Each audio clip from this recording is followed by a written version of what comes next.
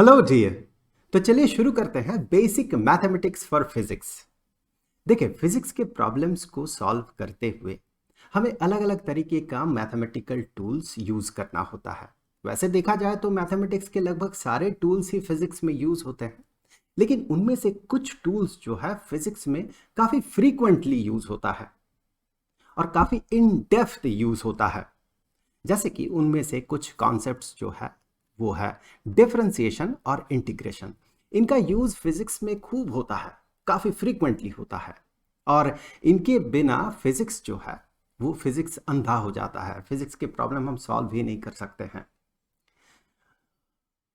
यहां पर इस लिस्ट में आपको कुछ मैथमेटिकल टूल्स दिख रहे हैं। इन टूल्स का यूज फिजिक्स के प्रॉब्लम को सॉल्व करते हुए खूब ज़्यादा होता है। यहाँ पर आप देखिए ट्रिगोनोमेट्री और ग्राफ, इसके बारे में आपको बेसिक आइडिया स्टैंडर्ड 9th और स्टैंडर्ड 10th में मिल चुका होगा। तो ये जो टॉपिक्स हैं, इन टॉपिक्स में हमारा मेन फोकस नहीं होगा इस सीरीज में, बल्कि हमारा फोकस उन टॉपिक्स में होगा जिसके बारे में आपको किसी भी तरह का आइडिया स्टैंडर्ड 9th और स्टैंडर्ड 10th में नहीं मिला हो। उनमें से कॉन्सेप्ट्स जो है वो है लॉगरिदम, डिफरेंशिएशन, इंटीग्रेशन और मैक्सिमा मिनिमा। यहाँ पर आप देखिए, ये जो डिफरेंशिएशन और इंटीग्रेशन है, चलिए ये एक ओवरव्यू है, इस पूरे सीरीज का ओवरव्यू है, तो मैं थोड़ा सा इनके बारे में मैं आपको बता देता हूँ।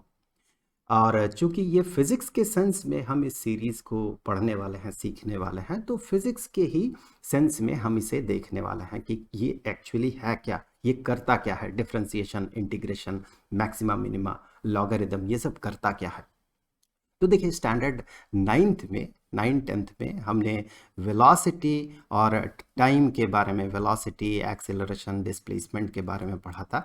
तो अगर मान ले ये जो हॉरिजॉन्टल एक्सिस है ये टाइम को रिप्रेजेंट कर रहा है, और ये वर्टिकल एक्सिस अगर वेलोसिटी को रिप्रेजेंट कर रहा है, और अगर वेलोसिटी का हम एक ग्राफ बनाते हैं और ये ग्राफ इस तरह का स्ट्रेट लाइन बनता है, तो हमें पता है कि ये जो लाइन है इसका जो स्लोप होता है वो स्लोप इसके एक्सीलरेशन को इंडिकेट करता है। स्लोप मतलब कि यहाँ पर अगर मैं कोई एक पॉइंट कंसीडर करूँ और यहाँ से हॉरिजॉन्टल एक्सिस की तरफ थोड़ा आगे बढ़ूँ, और यहाँ पर फिर यहाँ से उस पॉइंट से वर्टिकल एक्सिस में आगे बढ़ूँ और वापस से इस ग्राफ को टच करूँ, तो यहाँ पर आप देखिए इस पूरे पीरियड में, इस टाइम पीरियड में यहाँ पर ये जो लेंथ है, ये लेंथ डेल्टा वी यानी कि चेंज इन वेलोसिटी को रिप्रेजेंट कर रहा है। इस पॉइंट से लेकर इस पॉइंट तक चेंज इन वेलोसिटी को रिप्रेजेंट कर रहा है, और ये जो हॉरिजॉन्टल लाइन है, ये वाला लाइन, ये चेंज इन टाइम को रिप्रेजेंट कर रहा है। तो यहाँ पर delta we divided by change in velocity divided by delta T change in time, ये जो होता है ये एक्सेलरेशन के बराबर होता है। तो यहाँ पर ये जो है delta we divided by delta T, इसी को इस स्ट्रेट लाइन का स्लोप कहा जाता है। तो ये जो स्लोप है, ये स्लोप एक्सेलरेशन को इंडिकेट करता है। अब यहाँ पर आप देखें कि अगर मान ले कि ये इतना आसान ना होता, अगर ये जो वेलोसिटी का जो ग्राफ है, टाइम के अगेंस्ट जो हम बना रहे हैं, ये वेलोसिटी का ग्राफ अगर इतना आसान ना होता, स्ट्रेट लाइन ना होता, बल्कि कुछ इस तरह का होता, तो फिर यहाँ पर आप देखिए ये जो स्लोप है, change in velocity with respect to time, time के रिस्पेक्ट में जो चेंज हो रहा है, ये कंटिन्यूअसली चेंज हो रहा है। इसका चेंज, वेलोसिटी का चेंज भी कंटिन्यूअसली चेंज हो रहा है। यहाँ पर कोई कांस्टेंट स्लोप नहीं है। यहाँ पर देखिए ये नीचे की तरफ जा रहा, वेलोसिटी घट रहा है, वर्टिकल एक्सिस वेलोसिटी है और हॉरिजॉन्टल एक्सिस टाइम है। तो यहाँ पर आप देखें, यहाँ पर वेलोसिटी घट रहा है, फिर यहाँ पर बढ़ना शुरू किया, बढ़ते बढ़ते काफ़ी तेज़ी से बढ़ रहा है। अब यहाँ पर पहुँच के ये धीरे धीरे बढ़ रहा है, और फिर यहाँ पर आके वापस से ये घटने का टेंडेंसी रख रहा है और यहाँ से घटना शुरू हो रहा है। तो वेलोसिटी का चेंज अगर आप देखें तो ये कांस्टेंट नहीं है, ये चेंज कर रहा है, वेरी कर रहा है। और चूंकि स्लोप एक्सेलरेशन को इंडिकेट करता है, यहाँ पर स्लोप चूंकि कांस्टेंट नहीं है, वेरी कर रहा। आप गौर से देखें, स्लोप मतलब ढलान। अगर आप कॉमन सेंस से देखें तो अगर आप एक बाइसिकल चला रहे हो तो यहाँ इस तरह का अगर रोड हो तो आपको किस तरह का ढलान मिलेगा, कहाँ पर? यहाँ से देखिए, यहाँ इस जगह पे काफ़ी आपको पेडल मारना होगा, मतलब काफ़ी ज़्यादा ढलान है। इस जगह पे कम मेहनत करना होगा आपको, मतलब ढलान कम है। तो वो जो ढलान है वही स्लोप है। तो अगर मान ले किसी एक पॉइंट ऑफ टाइम में, इस पॉइंट ऑफ टाइम में अगर मान ले हम यहाँ इस पॉइंट ऑफ टाइम में एक्सेलरेशन पता करना चाह रहे हैं, क्योंकि एक्सेलरेशन तो कांस्टेंट है नहीं, समय के साथ ये वेरी कर रहा है।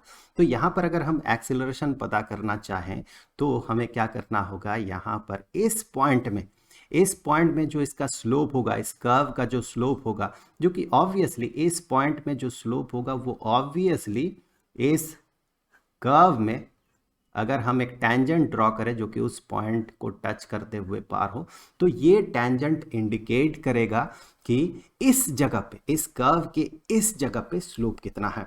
और यही स्लोप हमें बताएगा कि उस पॉइंट में एक्सेलरेशन कितना है। यहाँ पर देखिए एक्सेलरेशन ज़्यादा है, वेलोसिटी काफ़ी तेज़ी से चेंज हो रहा है, लेकिन अगर आप इस जगह पे देखें तो वेलोसिटी उतना तेज़ी से चेंज नहीं हो रहा है। यहाँ पर ढलान देखें कम है, यहाँ पर स्लोप देखें, ये स्लोप यहाँ पर कम होगा, ढलान कम होगा। तो ये जो स्लोप पता करना है एक कर्व का, यही स्लोप पता करने का जो तरीका है ये हम डिफरेंशिएशन में जाके सीखते हैं। डिफरेंशिएशन बेसिकली इसी स्लोप को पता करता है, जहाँ पर कि ये जो ग्राफ है ये अगर स्ट्रेट लाइन ना हुआ, कर्व्ड लाइन हुआ, तो फिर अलग अलग समय में, इस सेंस में अगर देखें वेलोसिटी टाइम ग्राफ के सेंस में देखें तो अलग अलग समय में कितना वेलोसिटी है, उसी को पता करने का तरीका है डिफरेंशिएशन। इसके बारे में हम आगे के वीडियोस में काफ़ी डिटेल्स में बात करेंगे। फिलहाल तो ये ओवरव्यू वीडियो है, सीरीज ओवरव्यू वीडियो है, तो हम सिर्फ ओवरव्यू ले रहे हैं कि डिफरेंशिएशन का, इंटीग्रेशन का, मैक्सिमा मिनिमा का काम कहाँ पर है, हम यूज़ कहाँ पर करते हैं। तो यहाँ पर यूज़ होता है डिफरेंशिएशन का। अब वापस से इस ग्राफ में आते हैं।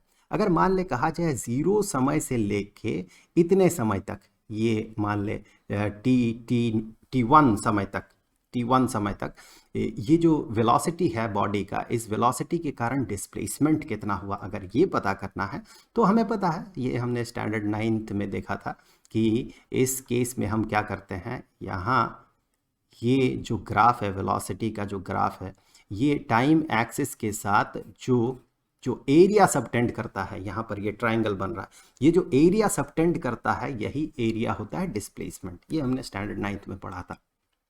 तो इस केस में इसे पता करना बड़ा आसान होता है। यहाँ पर हम सिंपल मेंसुरेशन यूज़ कर सकते हैं। ट्रायंगल का फॉर्मूला जो है, ट्रायंगल का एरिया का जो फॉर्मूला है, उसे यूज़ करके हम ये पता कर सकते हैं कि ये एरिया कितना है। लेकिन यहाँ पर मैं थोड़ा सा इसे मिटा देता हूँ, लेकिन यहाँ पर इस वाले केस में अगर आप देखें तो इस वाले केस में अगर हम ये पता करना चाहें, इस समय से लेकर, फॉर एग्जांपल हम पता करना चाहते हैं इस समय से लेकर इस समय तक, इस वाले समय तक, ये जो टाइम पीरियड है, इस टाइम पीरियड में डिस्प्लेसमेंट कितना है, तो फिर हम कैसे पता करेंगे? यहाँ पर हम सिंपल जो मेंसुरेशन का फॉर्मूला है वो यूज़ नहीं कर सकते हैं, क्योंकि ये जो है कर्व्ड लाइन है।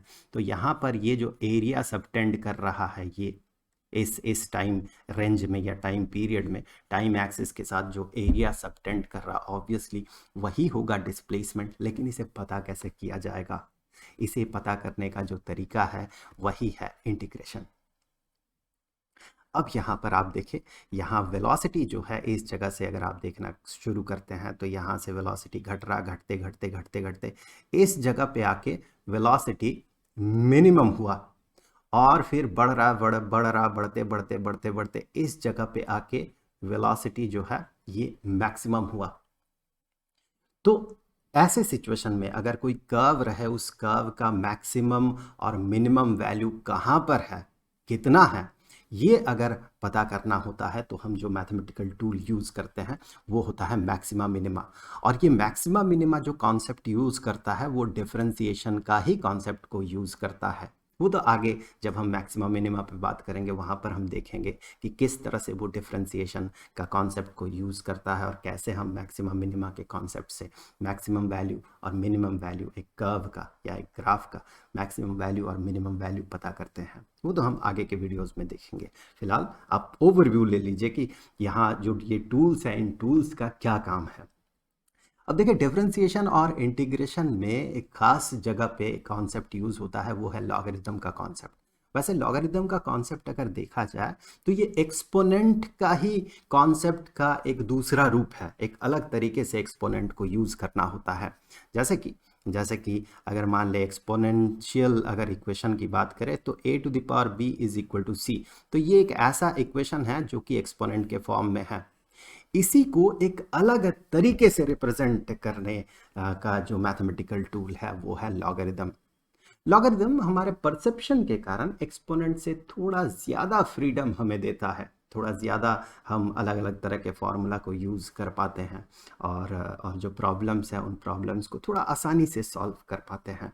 तो लॉगरिथम के बारे में मैं और ज़्यादा बात नहीं करूँगा, क्योंकि अगला वीडियो जो है इस सीरीज़ का, जो नेक्स्ट वीडियो है बेसिकली इन टूल्स को समझने का जो पहला वीडियो है वो लॉगरिथम पे ही होने वाला है। तो अगले वीडियो में हम लोग लॉगरिथम पे थोड़ा डिटेल्स में बात करेंगे। वैसे उतना नहीं बात करेंगे जितना कि आप मैथमेटिक्स के क्लास में जाकर सीखेंगे लॉगरिथम के बारे में। फिजिक्स के लिए जितना ज़रूरी है, फिजिक्स के प्रॉब्लम को सॉल्व करने के लिए जितना ज़रूरी है उतना ही हम इन टॉपिक्स के बारे में जानेंगे और बेसिक ओवरव्यू जो बेसिक अंडरस्टैंडिंग जो है वो हम ग्रो करेंगे। तो उम्मीद है कि ये सीरीज़ आपके लिए हेल्पफुल रहेगा। तो जल्द मिलते हैं अगले वीडियो में लॉगरिथम के साथ। तो तब तक के लिए खुश रहें। Good bye.